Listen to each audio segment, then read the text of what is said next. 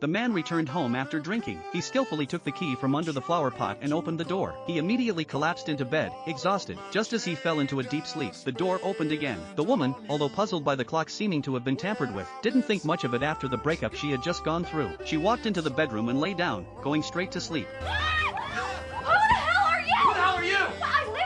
I live here! This is my bed! This is my bed! Annie was about to call the police. Jack said, "I used a spare key under my flower pot to get in." "How did you know there's a spare key under my flower pot?" Jack stood up and put on his glasses. At this moment, he finally noticed the decor in the room. He overheard Annie telling the police on the phone the address here, 15 Maple Street. Jack suddenly realized. He guessed the driver must have misheard the address, because he actually lived in the neighboring neighborhood, 15 Maple Lane. After hearing this explanation, Annie reluctantly believed him. After hanging up the phone, she kindly handed him a towel. Their eyes met up close, and Jack thought she looked familiar. It turned out they had met before. Last night, they had both entered the same restaurant with their respective partners, though they were not far from each other. What happened to them was surprisingly similar. Annie had broken up with her boyfriend because he never proposed, while Jack had failed to propose and was the one who got dumped. Annie was about to take a taxi home, when the woman who rejected Jack had already gotten into the cab ahead of her. Her frustration had found an outlet. Did you see? Are you looking for a tall, redhead, super rude? Noticing her bad mood, Jack asked if she needed help. Annie jokingly replied,